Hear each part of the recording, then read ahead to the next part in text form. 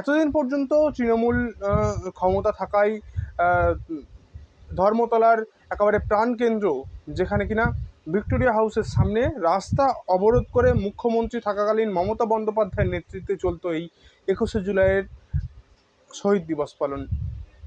কিন্তু এবারে 26-এর বিধানসভা নির্বাচনের পর পালা বদল হয়েছে। কিভাবে হবে 21শে জুলাই, কিভাবে শহীদদের সম্মান জানানো হবে, সেই একইভাবে রাস্তা অবরোধ করে ক্ষমতার বল প্রয়োগ করে 21শে জুলাই করতে পারবে তৃণমূল ভিক্টোরিয়া হাউসের সামনে রাস্তা অবরোধ করে? কি বলছেন আইনজীবী শ্রমিক বাগচি, কথা বলে নেব তার সঙ্গে। সঙ্গীতা, এবারের 21শে জুলাই একটু তো অন্যরকম, কিভাবে পালিত হবে তৃণমূলের 21শে জুলাই শহীদ দিবস?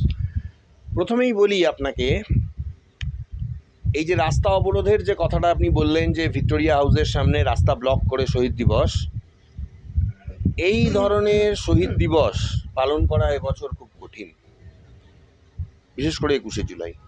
রাস্তা কালকে একটা মাপামাপি করতে গেছিলেন কুণাল ঘোষরা, দোলা সেন, তারা ছিলেন, বৈষ্ণব চট্টোপাধ্যায়। মুখ্যমন্ত্রী সরাসরি বিধানসভা থেকে সেই ভিডিও দেখে তাদের উদ্দেশ্যে তোপতে গেছেন যে আপনাদেরকে রাস্তা মাপার অধিকারটা কে দিল? কি করবেন? রাস্তা মেপে আপনারা পারমিশন নেবেন? এই সরকার অত সহজে নমনীয় হবে না। এবং সব থেকে বড় ব্যাপার হচ্ছে যে রাস্তা ব্লক করে কোনো কিছুই আমার মনে হয় এই সরকার করতে দেবে না। 21শে জুলাই যদি ব্রিগেড প্যারেড গ্রাউন্ডে যদি পারমিশন আসে তাহলে হতে পারে, আদারওয়াইজ ওই ভিক্টোরিয়া হাউসের সামনে বা কোনো জায়গায় রাস্তা ব্লক করে 21শে জুলাই এটা হবে বলে আমার মনে হচ্ছে না। মুখ্যমন্ত্রী শুভেন্দু অধিকারী তিনি তো বিধানসভা থেকেই বলেছেন যে ক্ষমতা থাকলে বা জোর থাকলে বিধানসভায় এই এই 21শে জুলাই আপনারা করুন না ব্রিগেডে এসে, কিন্তু সেই ব্রিগেড প্যারেড গ্রাউন্ড কেন এড়িয়ে যাচ্ছে? কোথাও কি লোক না হওয়ার আশঙ্কায় ভুগছে তৃণমূল? সেটাও একটা ব্যাপার। আর একটা ব্যাপার হচ্ছে যে ব্রিগেড প্যারেড গ্রাউন্ড নিতে গেলে সেনাবাহিনীর পারমিশন নিতে হয়।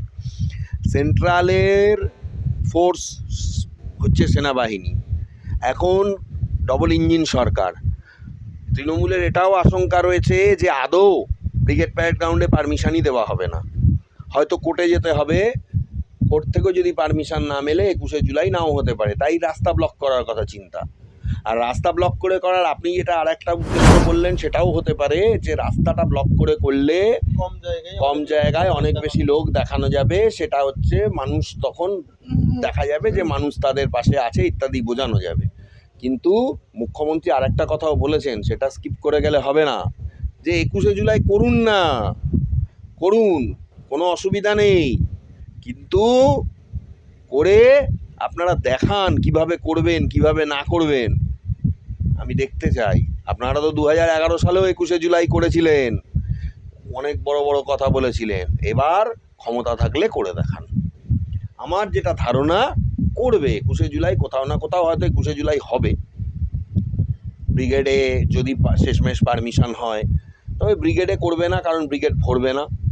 যেখানে মুখ্যমন্ত্রী মমতা বন্দ্যোপাধ্যায়ের কথা শোনার জন্য দূর দূরান্ত থেকে জেলা থেকে লোক আসতো 21শে জুলাই, এবং তার বক্তব্য শুনে মানুষ ফেরত যেত এবং ডিম ভাত খাওয়া হতো, সেই কালচার তো উঠে গেছে, সেই কালচার আর নেই, পালা বদল হয়ে গেছে 4ই মে।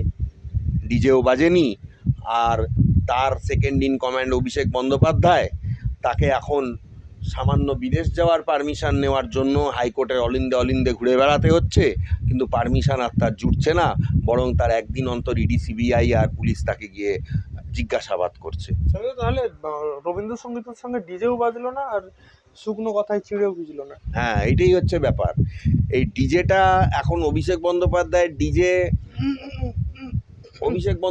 ডিজে এখন বেজে গেছে।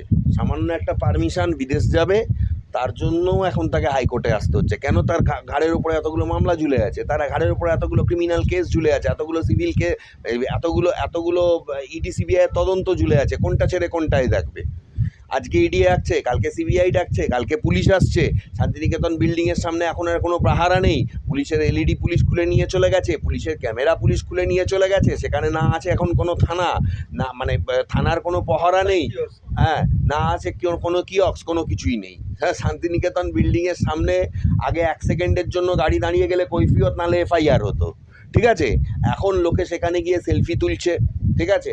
আর হচ্ছে যে আমি তো আপনার মাধ্যমে প্রস্তাব রেখেইছি যে শান্তিনিকেতন বিল্ডিং একটা ইলিগাল বিল্ডিং, পৌরসভা কী করুক, পুরোটা না ভেঙে দিয়ে ওটাকে পশ্চিমবঙ্গের সবথেকে বড় পাবলিক টয়লেট বানানো হোক। আমি এখনও ওটা চাই, কারণ ওই শান্তিনিকেতন বিল্ডিংয়ের প্রতিটা ইঁট, ওই শান্তিনিকেতন বিল্ডিংয়ের ভেতরের ঝাড়বাতি, শান্তিনিকেতন বিল্ডিংয়ের প্রত্যেকটা অংশ মানুষের কষ্টের টাকা দিয়ে নির্মিত, মানুষের কষ্টের টাকা। অভিষেক বন্দ্যোপাধ্যায়ের আমি চ্যালেঞ্জ করছি, অভিষেক বন্দ্যোপাধ্যায় দেখিয়ে দিক তার নিজের পয়সায়, নিজের এমপি থেকে তিনি যে ল্যাডের টাকা নয়, তিনি এমপি হিসাবে যে টাকা পেয়েছেন সেই টাকা দিয়ে ওই শান্তিনিকেতন বিল্ডিং তিনি বানিয়েছেন বা কিনেছেন। অভিষেক বন্দ্যোপাধ্যায়ের দম থাকলে অভিষেক বন্দ্যোপাধ্যায় দেখিয়ে দিক।